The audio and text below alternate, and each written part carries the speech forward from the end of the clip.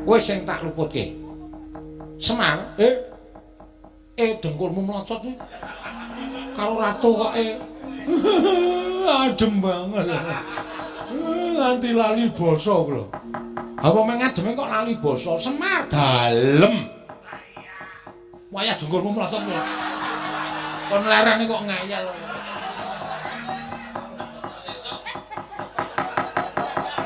Iki anakmu sing tenanan Semar.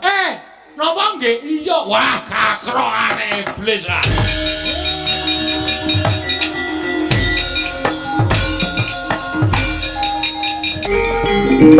Gandak blagunduk suaru gembal. Sumerante, hawela.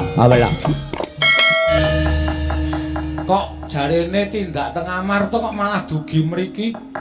Semar apa kowe lali karo aku? Janaka kuwi biasane yen to lumaku, adat ingkang wis lakon. Aku ora nate njangka marang apa ingkang dak karepake, nanging anut manut laku ning suku. Menyang endi lumaku ning suku ya kuwi ingkang tak jangka. Apa sira Kakang Semar lali? Bener. Ngoten to critane. Iya Kakang Semar. Mbah Tobat, Dimas Janaka mati aku Dimas.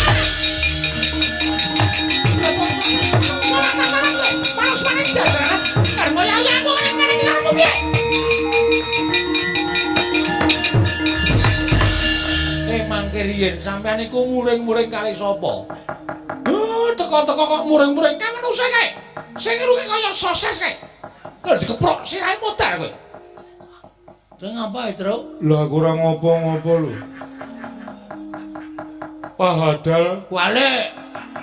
Padahal aku ora ngopo-ngopo kok diunek-unekke. Tobat. Menungsa ora tatan rangi lho karo gitoke. Dapure kaya ngono diajari ponokawane kok ngoyak-ngoyak karo Banowati. Kakang mbok wonten menapa? Dimas ponokawanmu iki lho. Ponokanmu mlebu ning Taman Negara ing Ngastina. Dheweke nyangkrimi karo aku. Jarene basane krama aku ki sapa? Basane tresna kuwi apa? Basane kowe apa? Bareng kon ukarane kula tresna kaliyan panjenengan. Terus ngoyak-ngoyak karo aku kae bedesek kae.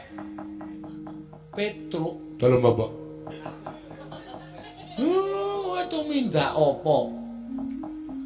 Kula mboten tumindak napa-napa. Bapak. Lah kok ana pelapuran kaya ngene? Petruk, kula maju kene Ponokawan. Petruk aku butuh rembugan karo kowe.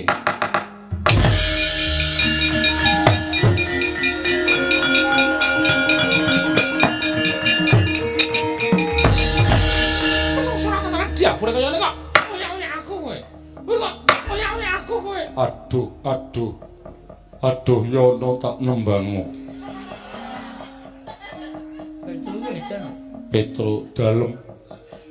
Kowe wani ngoyak-oyak Kakang Mbok Banowati. Mbok anggap Kakang Mbok Banowati kuwi sapa? Ponokawan ora ngira babar pisan yen to kowe ngorek-orek marang pasuryaning Janaka ora bakal ilang selawase urip. Kowe abdi sing kepiye dene kowe wani nyamah asmaning Janaka? Kowe iblis lanat kowe.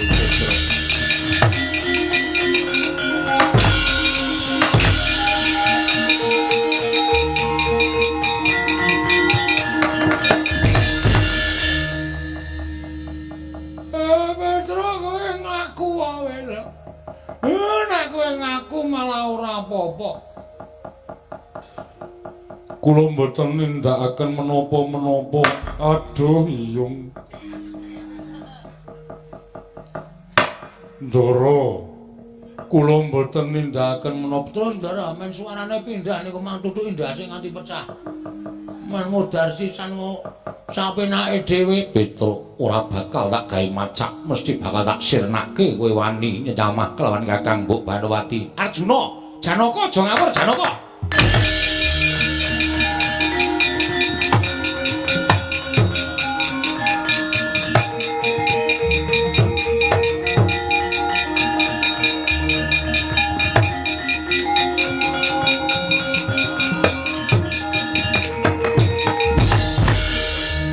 Prabu. Iya.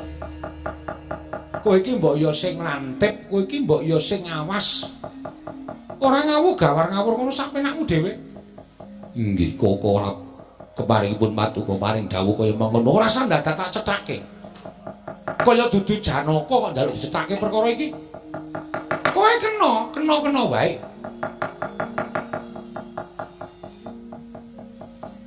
Mbok ditampa. Klonang. Ya ben kowe iki ngopo to? Kok dadak tak cethake iki ngopo? Kowe kudu ngerti tanggap karo lakon iki, ora usah dadak takon pun Kakang. Nggih. Kok ora pengestakaken dawuh. Yai Ratu, wonten dawuh mangke kula badhe midana lan Petruk. Estu ya Prabu. Yai Ratu kula mboten badhe selak. Oh inggih, nek ngeten kula ngaturaken panuwun kondur. Mangke menawi kaderangan ingkang garwa menika mangke malah kriwikan dadi grojokan geguyon dari tangisan. Sameneika kondur. Petruk kurang ajar, mangke kula badhe ngukum Petruk. Matur nuwun Kakang Prabu.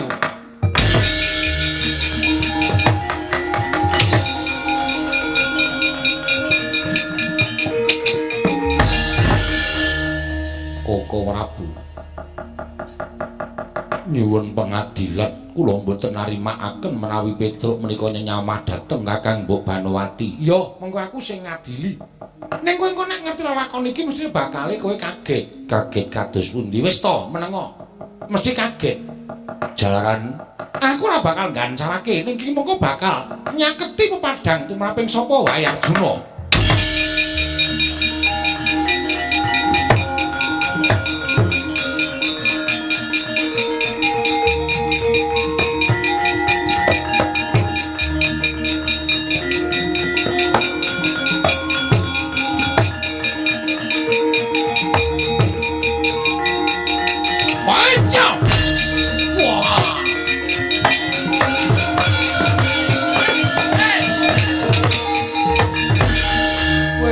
Sulapan kaya iki.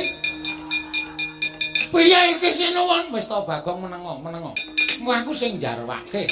Wah, lah kok elok tenan iki. Truk. Kok kabeh semaur. Lah aku Petro, aku ya Petro. Wah, jan mulane kok iki kisah keconangan saiki mula kok ken mau Petro nembang iris-irisan tirawe dadi iris-irisan wortel. Kaya ngono to. Koko Prabu menika wonten menapa? Petro wonten dawuh kaya teng mburi. Oh iki. Petro Wonten dawuh. Iki Petro kok wagumen omongane. Nggih, sinuwan. Sinuwun. Ayo teng mburi. Jejer kalian Petruk menika. Iya ora apa-apa wong kowe iki ya ora ana apa-apane kok. Inggih.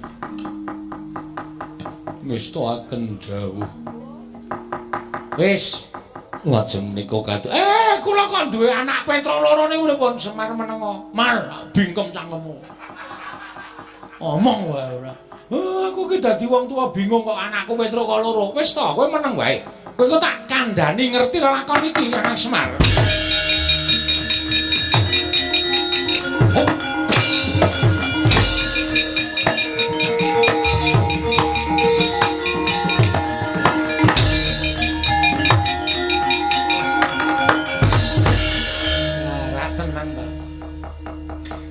Nek ora ngene iki ora rampung-rampung perkarane. Soe. Nata Ndarawati, kowe sapa? Takon karo aku Bambang Surasekti. Wah, Bambang Surasekti. Ya. Niatmu ngopo? Goleki ratu Ngastina.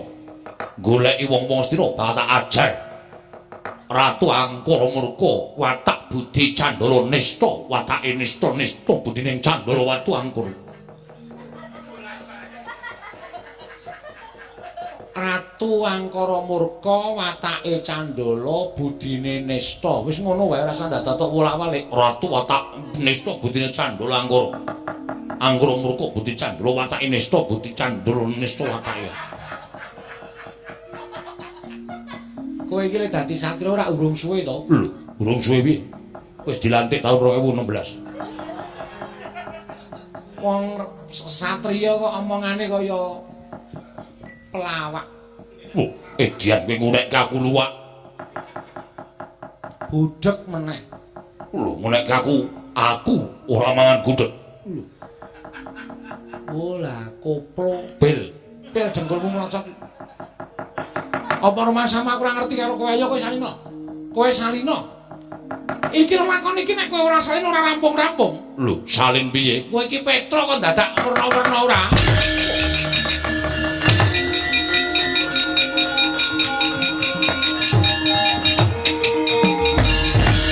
Wis, saiki Petruk loro kae iki rampung ana, ora iso ngrampungi Petruk loro kae.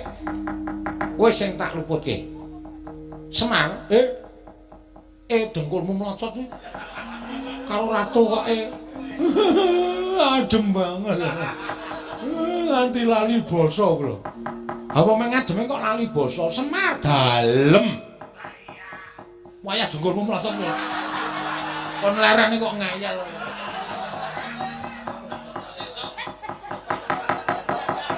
Iki anakmu sing tenanan Semar. Napa nggih? Iya. Wah, kakrokane iblis ah.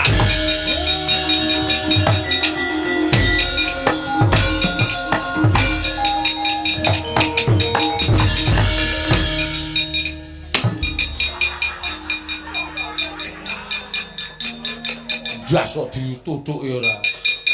Badut kowe. Ora omong-omong ki mau kok mula kok garing karo Bagong bingung. Petruk suarane kok kaya ngono.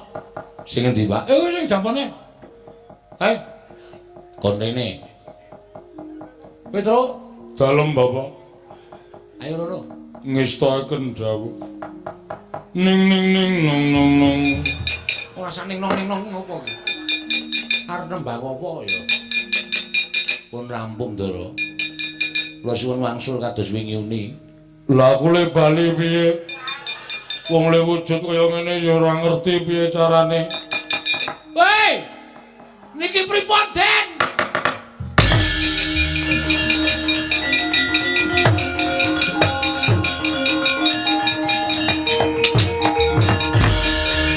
Lah edan iki.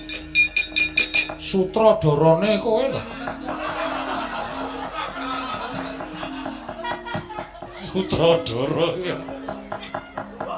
Iya kok aku kok bocah gendeng ora. Mula kok sapa-sapa didadekke Petruk wong edian taun ora. Iki sapa? Iki kakangku. Kakang Antasena. Saedian njaluk dicotho. Kamu ki ya kurang gawean pisan ngendi Antasena kok dadekke Petruk iki mau terus piye? Anane gara-gara Mengke kula setelke rekamane. aneh-aneh wae. Kakang Antasena bali kaya wingi ni. Ya ni manut ni.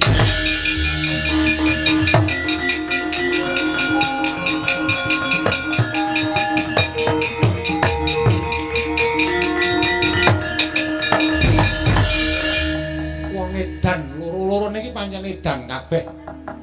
Anak Pandhawa sing dugalku arisan lah kok isa-isane gawe lakon. Iki lho menungsane. Aku nganti gembrobyos dadi Petruk. Ming gara-gara sak jame kaya dikunjara 40 taun rasane. Anggere ana pamundutan lagu aku tim ora tak waca. Ning nganti ana sing nyuwun sing nembang Petruk rak cilaka. Antasena bali, ya. Matur nuwun ya, Kang. Ya. Matur nuwun nggih, Den. Ya, sune rasa aneh-aneh, Tru. Aku gah sune dadekke kaya kowe moh aku.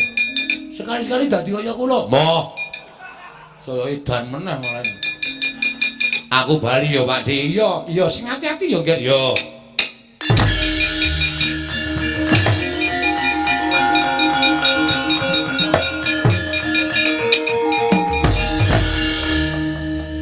Lah iki sapa Petruk? Niki sing gawe ya niki.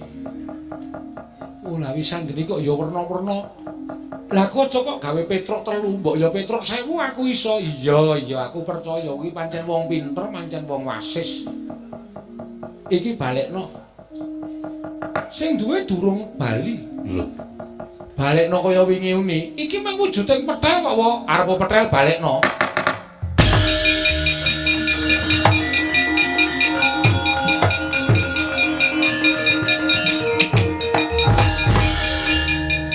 Petel nek kowe isih seneng melu aku mantuka larang ngono. Wis gak dijupuk ora dienggo lucu wis dijupuk ya. Kira-kira iso nglabuhi aku. Mantuk. Larang. Wong ming petele kok gayane kaya iso. Petele kok arep kaya ngono urip e. Petro lah kok ora seragam. Engko ndak dikira ora kompak. Wah, kudu seragam. Heeh. Wis. Wis anggene kowe bali yo. Iya, Adik. Ngaturke panuwun. Iya, sono mak bali yo. Iya. Sesune ora usah gawe werna-werna. Lah aku disambati Petruk, jare Petruk ngimpi arep dipateni karo wong. Monggo sing mateni Petruk kuwi nuwun sewu, niki nek ora sampeyan sing nrenggalangi ora bakal rampung. Lho, sing arep mateni Petruk sapa? Bapa Jodipati. Weh lah dalah kowe bali tak rampungane wektu, Doro.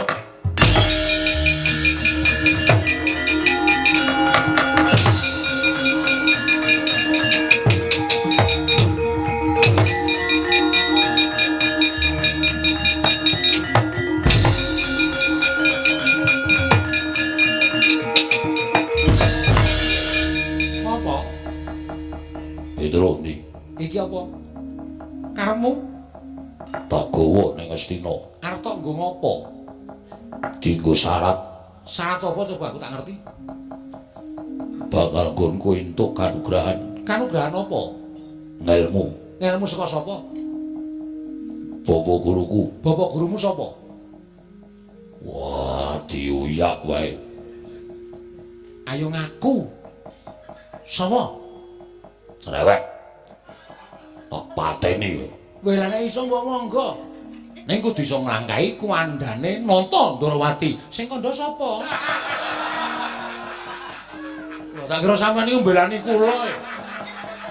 Senengane kok njur kon nglangkai kuandane wong liya iki kok iki apaku. Ning ana apa kaya ngono tak ewangi Petro. Alhamdulillah. Diwangi sun. Petro arep tok nggo tumbal. Yo, Kowe arep dijoli apa? ngelmu, Ngelmune apa aku tak krungu? sastra, minulya. Sastra mulya. Memayu-ayu ning bawana. Babar kamulyaning jati. Wis sing kandha kaya ngono sapa? Ora cengengesan kowe. Kowe ngece aku. Lho, ora ngece kuwi takon karo kowe. Sing ngucape ngelmu kaya ngono mau sapa? Durna bapakku.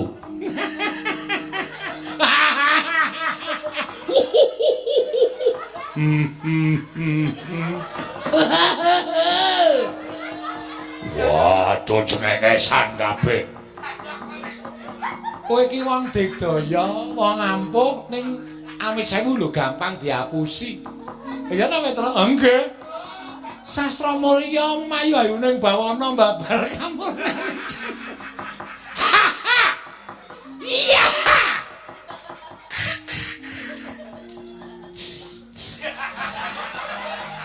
Wah.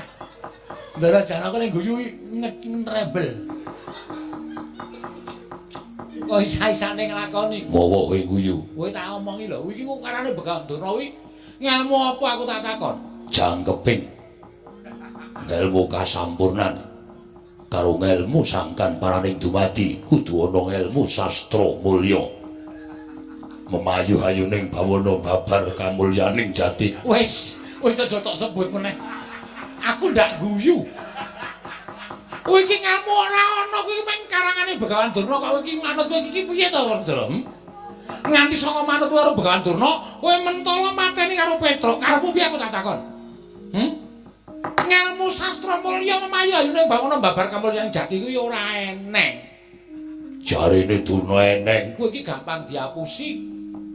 Lah kok terus mung perkara ngelmu kowe mentala arep mateni Petruk, Petruk arep jolke ngelmu, nek Petruk upama ngelmune kuwi tenan kowe gelem dipateni ya, Truk? Mboten. Lho. Edan kowe. Ah sampean wae ya ora kompak kok. Pembalasan kok ya. Purun. Nah, krungu dhewe to. Gelem. Nek ngelmu mau ora ana, lah Petruk mati siya. Terus nek wis kebajut mati ora iso tok uripke, kowe diapusi karo Durna, kowe arep nutuh karo sapa aku tak takon. Aku tak takon arep nutuh karo sapa? Nendi Janaka? Mboten teng pundi-pundi radi nebih kemawon. Badhe nguthak-athik tembung sastra mulya memayu hayuning bawon. Babar kamulyaning jati. Tak golekane ning 1001 malam. Suwabeh.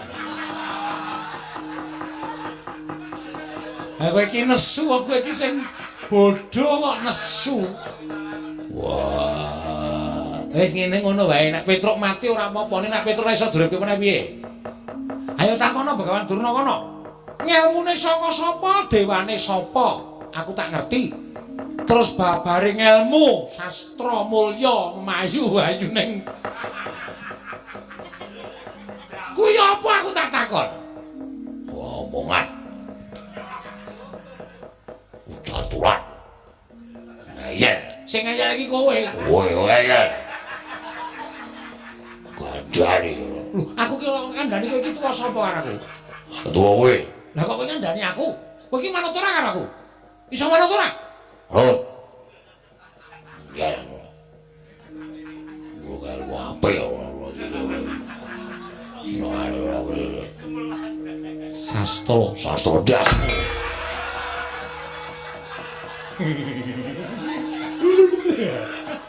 Seneng banget. Jalo, wonten jalo. Dodok cekikian. Seneni meneh. Lah kowe nendi? Teng andhaping wit nika kula ndodok ngampet ngguyu. Dijenggung kalih Kakang Mas Werkudara. Sastra cetok sastra telu cek. Mulya papat. Memayu hayuning bawana 003. Panu. Berarti 003 tambah ke papat dadine 4030 047. Jung. Wis. Kula niku mboten tendang bokongmu. Nggih pun. Ndara Werkudara ngono tenan isin tenan. Wis Petruk nggih. Ana apa? Matur Ndara Kresna. Iya piye? Kula beto wahyu. Lho. Wahyu tok gawa nggih. Wahyu apa? Katentreman dados dipun tampi Ndara kula Pandhawa. Mengko gampang. Caosna marang pundhang para Pandhawa. Nggih, ngestaken dawuh. Werkudara. Oh. Kae lho Kurawa dampyak arep ora trima kae singkirna. Gah.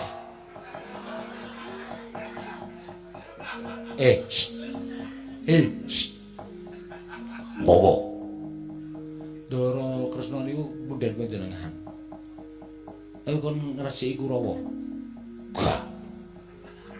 Oh, ki sapu kon ngresiki dhewe. Iku ora ngajar sampeyan tak sinu Ndarawati. Yo, ngresiki yo. Buka. Buka tenan, buka. Sastra mulya. Wah, Petruk oyak wis. Sastra mulya. Memayu hayuning bawana, babar kamuljaning jati. Iblis lanat.